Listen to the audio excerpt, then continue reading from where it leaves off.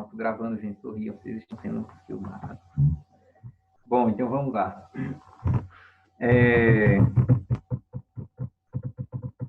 Bom, então em 27, o Senado ele vai conferir a Otávio o título de imperador, imperator. A palavra imperador significa comandante, certo? Comandante, imperator, imperador. Vai conferir também o título, né, de sumo pontífice, ou seja, autoridade religiosa suprema. E lembrem que a religião romana era uma religião politeísta, certo, gente? Politeísta quer dizer, era uma religião que adorava muitos deuses. Roma tinha o seu panteão, ou seja, né, assim como Grécia também tinha o seu panteão, né, que era a habitação de vários deuses, né, e o culto a vários deuses. Era uma religião politeísta. E um outro título que Otávio vai receber, além do imperador e além do título de sumo pontífice, é o título de Augusto. Isso aqui muda tudo, certo? Ele recebe o título de Augusto. Augusto quer dizer majestoso. Esse título de Augusto era um título reservado apenas aos deuses. E o Senado vai conferi-lo a Otávio. E por causa disso, né, Otávio vai também exercer agora uma influência como se fosse um semideus. Né? E é com Otávio que vai começar o chamado culto ao imperador. Certo, gente? Esse culto ao imperador, ele começa com Otávio e por causa disso, todas aquelas pessoas que eram submissas ao Império Romano vai também ter que prestar culto ao imperador, né, como sendo um semideus, né, como se fosse uma encarnação dos deuses, certo? Otávio, ele vai ter o nome mudado, vai passar a ser chamado de, ao invés de Otávio, vai ser chamado de César Augusto. César, porque também é homenagem a Júlio César, certo? E Augusto, que era um título divino, entendem? Então, quando vocês escutarem falar em César Augusto, está se referindo a Otávio, o primeiro imperador de Roma. E ele vai ser imperador do ano 27 antes de Cristo, certo? Ao ano 14 depois de Cristo. E quando Jesus nasce sob o império de César Augusto. Se vocês conferirem nos textos do Evangelho, o Evangelho segundo Lucas, por exemplo, fala disso, que na época, no tempo em que César Augusto era imperador de Roma, tal, enfim.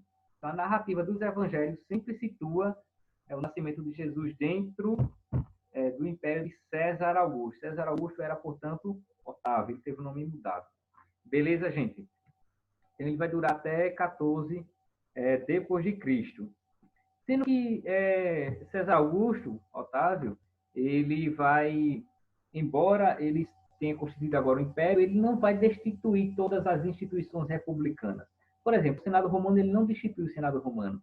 Ele apenas reduz muito a autoridade do Senado Romano, certo? Mas ele não destitui o Senado, não destitui os cônsules, que eram um outro patamar, né? Tentou fazer uma conciliação entre patrícios e plebeus, que constantemente viviam se degladiando, né, patrícios e plebeus, mas ele tentou fazer uma conciliação, criou, né, a chamada política do pão e circo. Você já deve ter escutado falar essa expressão, política de pão e circo. Ou seja, era uma política de entretenimento para a população, né? Era uma política em que, né, o governo tentava oferecer entretenimento, lazer, divertimentos, enfim, né, para o povo.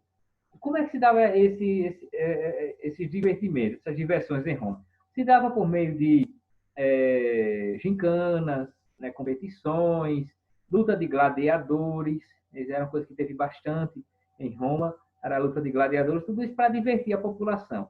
E isso se chamava de política de pão e circo. Até hoje isso se tornou um ditado popular, né, porque quando o governante ele quer entreter a população, quando ele quer divertir a população, ele está fazendo a política de pão e circo, né? Ou está dando pão e circo para a população, né? Ou seja, sendo que na antiguidade, aqui em Roma, era uma política que tentava entreter a população, mas com um motivo realmente injusto, né? Hoje em dia, quando se fala, é no contexto já pejorativo. Era no sentido de, ele não está fazendo o que era para fazer, por isso que ele está fazendo pão e circo para o povo.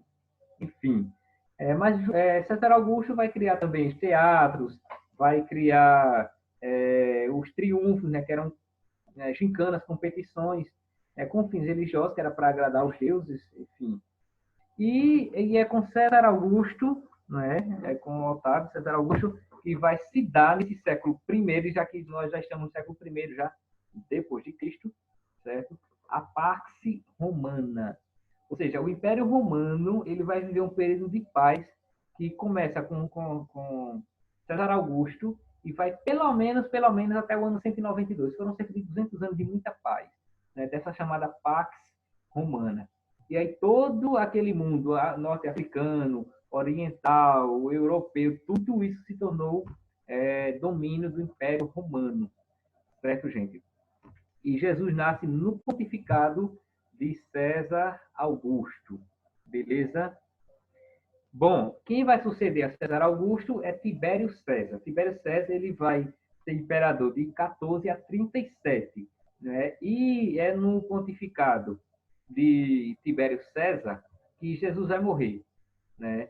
Jesus nasce no pontificado de César Augusto e morre no de Tibério César, que durou até o ano 37. E lembrem que Jesus morreu no ano 33, certo? Aí depois de Tibério César vai vir Calígula, vai vir Cláudio e vai vir Nero. Nero é uma figura importante, certo? Nero é uma figura importante porque Nero ele vai dar início à primeira e longa perseguição cristã.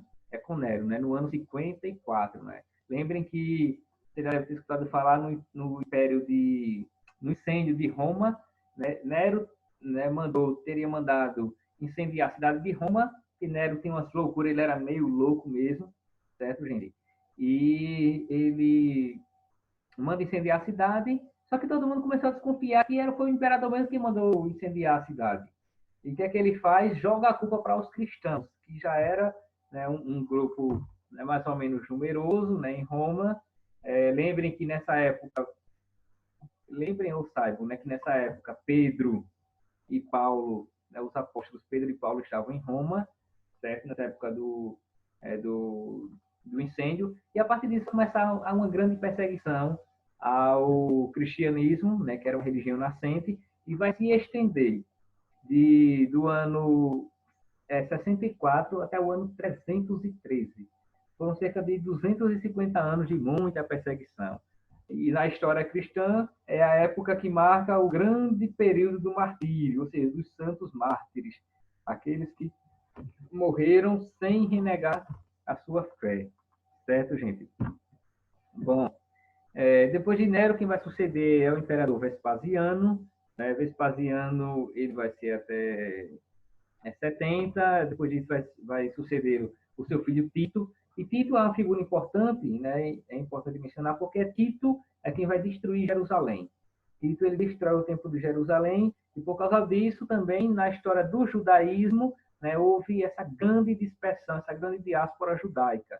Ou seja, os judeus, desde o ano 70, em que Jerusalém e o templo de Jerusalém foi destruído, né, que os judeus viveram dispersos. Só vão se reunir novamente com o povo em um Estado de Israel somente agora, em 1948. Certo? Mas essa dispersão dos judeus pelo mundo se deu nesse ano 70 com o general Tito. Beleza? Até aqui, alguma pergunta, gente? Está claro para vocês tudo isso? Tudo certinho? Bom, então vamos lá. Beleza. Aí depois de Tito vai vir Domiciano, né? Vai ir até 96. Tudo isso depois eu vou deixar por escrito para vocês. Tá certo, gente? Depois de Domiciano, imperador Neva, né? Vai assumir e vai gerar uma dinastia de imperadores, chamados imperadores da dinastia dos Antoninos, que vai durar até 192. Depois vem o imperador Trajano, o imperador Adriano, Antonino Pio, Marco Aurélio. Marco Aurélio é importante destacar porque Marco Aurélio ele foi um imperador filósofo. E quando vocês escutarem falar quem foi o imperador filósofo de Roma, o imperador filósofo de Roma foi Marco Aurélio.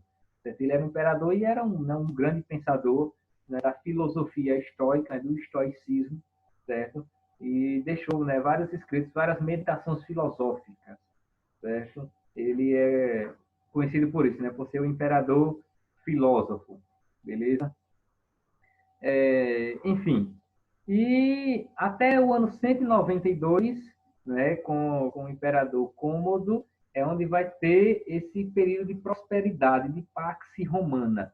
Lembrem, de César Augusto, em 27 a.C., até 192. Depois de 192, o Império Romano começa a se enfraquecer, certo? Começa a se enfraquecer.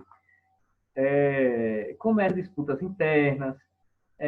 Roma, como já tinha dominado boa parte do mundo habitado, já não tinha mais tantos escravos de guerra, né? E havia algumas leis romanas que diziam que cidadãos romanos não poderiam ser escravizados, certo? Cidadãos romanos não deveriam ser escravizados, e por causa disso, Roma começa a se enfraquecer, né? Porque a agricultura já necessitava de mão de obra, muita gente já tinha saído dos campos para as cidades, e isso comprometia também o abastecimento da cidade, já que pouca gente estava produzindo, enfim.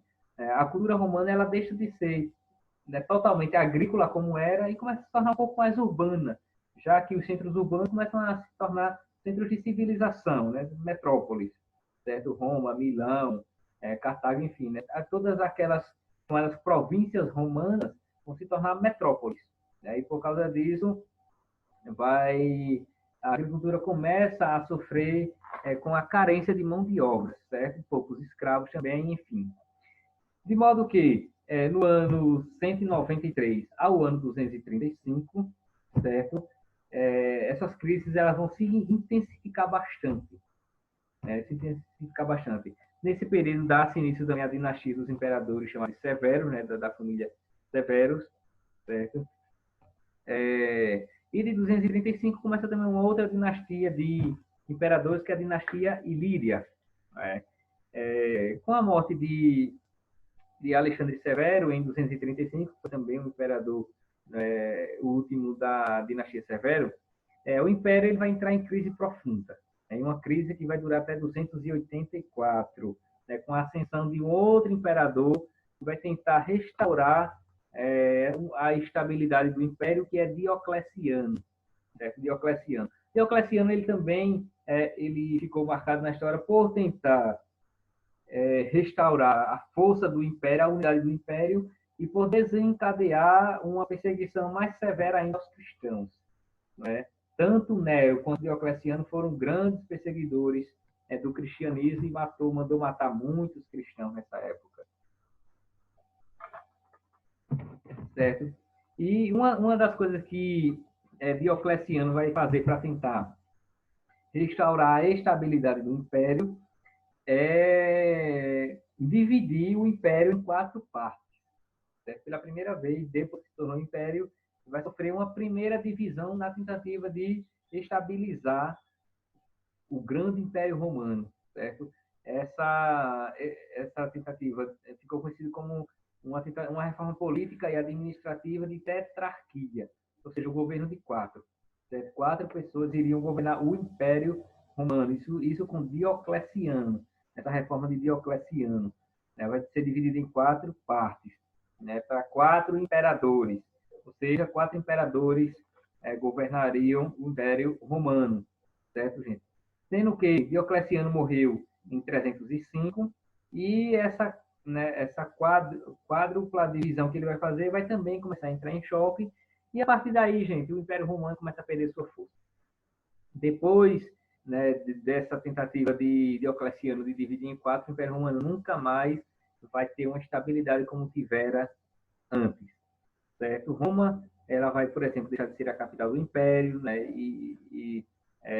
vai ter 4 polos. Isso já ajudou mais ainda a enfraquecer, porque já não tinha uma sede unificada, certo? A cidade de Treves, na atual Alemanha, Milão, na Itália, vai ser sede também do Império Romano. Vai ser sede também do Império Romano. Sírmio, na atual Bósnia, e Nicomédia, na atual Turquia, vão ser sedes do Império Romano. Então, Diocleciano morre em 305, certo? E ainda nesse governo de tetrarquia, um dos tetrarcas, né, Um dos tetrarcas vai ser Constantino. Constantino é um dos imperadores mais famosos de Roma, né, do Império Romano. É Constantino, certo, gente? Constantino ele vai ser imperador do ano 313 a 334. Lembra que ele dividiu o poder com 3 outros. Mas aí, Constantino, no ano 324, ele vai tentar unificar novamente em uma só pessoa o Império Romano, certo? Aí, ou seja, ele vai vencer os outros 3 e vai unificar em 324 o poder central, né, do Império Romano, sendo que com uma diferença. Ele vai também transferir a sede do Império Romano, não vai mais deixar em Roma ou nas outras províncias. Ele vai transferir para o Oriente, certo? Para a cidade de Bizâncio. A cidade de Bizâncio vai receber o nome de Constantinopla. Né? A cidade de Bizâncio vai receber o nome de Constantinopla. Lembrando que Constantino, no ano 313, ele vai fazer um decreto, um édito, né? Esse decreto ficou conhecido como Édito de Milão, no ano 313, que foi o decreto que concedeu liberdade de culto aos cristãos. Isso aqui é uma coisa bem importante, porque isso marca muito a história do cristianismo no Ocidente. O ano 313 é o ano de liberdade aos cristãos. Cessou-se em toda a extensão do Império Romano a perseguição aos cristãos. Era proibido por leis agora perseguir aos cristãos. E por que Constantino fez isso? Porque a mãe dele, Helena, que é conhecida no cristianismo como Santa Helena, ela, né, já convertida ao cristianismo e tal, ela vai pedir ao imperador, né, ao seu filho, Constantino, que cessasse em toda a região do Império a perseguição aos cristãos. Né? E Constantino vai obedecer a esse desejo, né, da mãe dele e vai conceder a liberdade aos cristãos. E também porque, né, Constantino, quando estava tendo uma de suas batalhas, e ele estava num risco iminente, né, de perder essa batalha, ele vai ter uma visão, né, isso é o que conta a história, ele vai ter uma visão, e ele vê assim no céu uma cruz, né, uma cruz cristã, com uma frase escrita em latim: com este sinal vencerás, né, in hoc signo vinces, com esse sinal vencerás.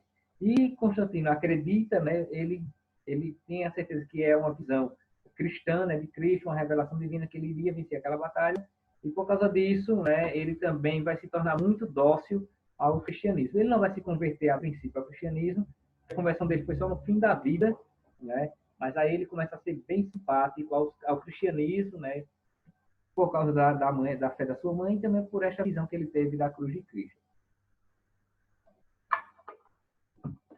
Beleza, gente, até aqui.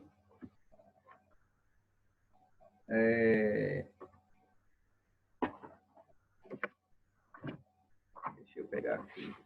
Então, Constantino, ele vai transferir a capital de Roma, a capital do Império de Roma, para Bizâncio. E ele vai mudar o nome de Bizâncio, que era um nome grego, vai mudar para Constantinopla. Constantinopla quer dizer a cidade de Constantino, certo, gente? Constantinopla. No ano 391, um outro imperador que sucedeu a Constantino, o imperador Teodósio, certo? Teodósio I, ele vai fazer uma divisão, né, novamente no Império. Constantino, embora Constantino tivesse restaurado a unidade, Teodósio vai fazer uma divisão, dessa vez somente em 2 partes, certo?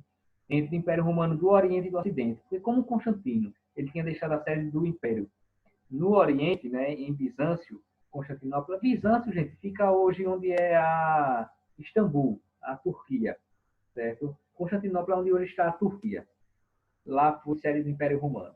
E aí Teodósio, ele vai dividir em 2 partes, né?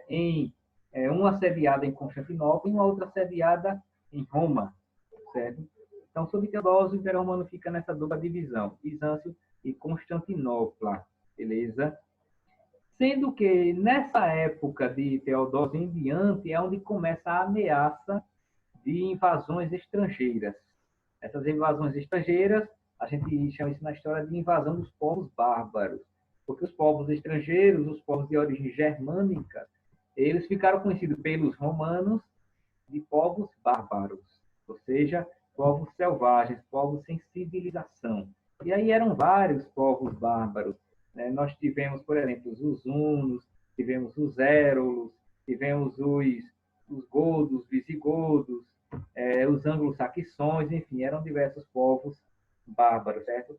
E a partir desse momento aí começa a se tornar assim, muito iminente a possibilidade de invasão do Império Romano, certo, gente? Esses povos bárbaros, eles vão estar constantemente ameaçando, né, invadir o Império Romano do Ocidente. E lembra que aqui o Império Romano ele tem duas sedes, a do Ocidente e a do Oriente, beleza? A do Oriente vai ser muito mais resistente mesmo, porque o Império Romano do Oriente, né, ele com a sede no Oriente, ele vai ser muito mais unificado, muito mais unido. Já o Império Romano do Ocidente, ele vai ser muito mais fragmentado, né? As brigas internas, tudo isso enfraquecia bastante o Império e fez com que as fronteiras do Império se tornassem vulneráveis à invasão estrangeira. E isso vai começar a acontecer, né? Os povos germânicos, eles a partir do ano 410, eles começam a adentrar, né, no território do Império Romano, tipo na Inglaterra, né, que era território romano, na Alemanha, que era território romano, França, que era território romano, enfim, né? Essas fronteiras do Império Romano vão começar a ser adentradas agora, né, pelos povos germânicos, certo? Bom, até aqui tudo claro para vocês? Gente, querem perguntar alguma coisa? Eli, tá tudo certo? Antônio, Clarice, Ayonan, Gabriel, William, tudo ok com vocês? Posso continuar mandando brasa aqui? Pronto, beleza. Tranquilidade, Gabriel. Então vamos lá. Veja, o Império Romano do Ocidente, com a sede em Roma, ele vai cair, né, no ano 476, certo? Oxe, Isaac, mas depois você lembra da sua pergunta. Não é possível. O Império Romano do Ocidente, ele com sede em Roma, ele vai cair no ano 476. Já o Império Romano do Oriente, com a sede em Constantinopla, ele vai durar até 1470 e 1453, certo? Que aí ele vai se chamar Império Romano do Oriente ou Império Bizantino, né? Por estar sediado na cidade de Bizâncio, Constantinopla, beleza? Então vejam, o Império Romano do Ocidente ele não resistiu às invasões dos povos bárbaros. Primeiro teve a invasão dos hunos.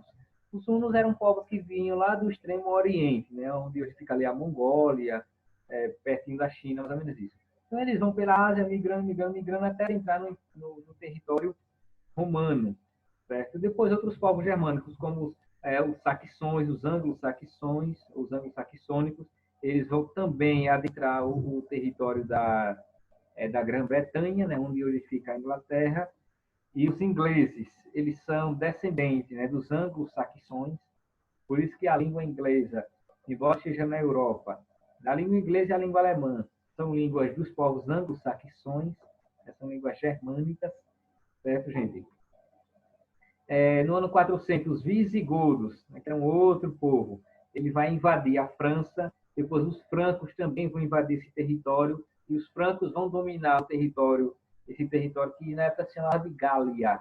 A França antigamente se chamava de Gália, nessa época, até século IV se chamava de Gália. E os francos eles vão dominar essa região, esse país, vão se estabelecer e depois o território ganha o nome de França. A França era o território dos francos, né? E o francês era a língua dos povos francos, certo, gente? Então, os franceses, eles são descendentes dos povos francos, né? E a França foi uma evolução da Gália, chamada de Gália, os povos gauleses, beleza? E na Itália, né, começa também em 410 as invasões de Roma, certo? Pelos visigodos, pelos godos. No ano 452, os hunos, comandado por Átila. Átila foi um grande general dos exércitos dos povos hunos. Ele vai invadir a Península Itálica e vai, né, praticamente assim, destruir Milão e Pádua. O Império Romano do Ocidente já estava bastante enfraquecido, já não tinha aquela força militar que tiveram antigamente. E como essas invasões dos povos bárbaros aconteceram praticamente simultaneamente, eram de diversos lugares, esses povos tentando adentrar no Império Romano. Então, o Império Romano já não tinha mais aquela força militar, não consegue conter essas invasões germânicas. E, por fim, no ano 476, essa data é extremamente importante, viu, gente? No ano 476, Odoacro, que era o rei dos Érulos, era também um povo germânico, certo? Um povo bárbaro. Odoacro, rei dos Érulos, ele vai depor o último imperador do Império Romano do Ocidente, que é Rômulo Augusto. Rômulo Augusto, ano 476, ele vai cair, certo? E aí, com isso, tem fim o Império Romano do Ocidente, certo, gente? O Império Romano do Ocidente vai ter fim com a deposição de Rômulo Augusto, né, por meio do rei Odoacro, rei dos Érulos. Beleza? Outros povos que também começaram, que simultaneamente estavam adentrando esse território, era, como já falei, os visigodos, os ostrogodos, os vândalos, os ângulos, os burgúndios e os lombardos. Os vândalos, eles vão dar início, né, ao que nós hoje conhecemos como vandalismo, porque eram povos muito selvagens mesmo. Eles eram impiedosos, eram implacáveis. Quando eles dominavam uma região, eles geralmente matavam, destruíam tudo. Certo? E por essas atitudes deles, dos povos vândalos, eles vão dar nome, né, ao que nós hoje conhecemos como vandalismo. O que é o vandalismo? É a desordem total. É a desordem, a violência total, né, nas atitudes de ordem institucionalizada. O nome disso é vandalismo. Isso faz referência aos vândalos, que eram povos bárbaros extremamente violentos, né, e extremamente incivilizados. Beleza? Até aqui tudo ok, né, gente? Com vocês, tudo certo? Olha, eu vou fechar aqui a aula e abrir novamente, porque já está encerrando aqui o nosso tempo. Aí eu vou fechar e em seguida vou abrir novamente para vocês entrarem e nós completarmos a nossa terceira parte, até da nossa aula, que é até 8h40, não é isso? Então, podem entrar novamente, viu, gente? Até breve.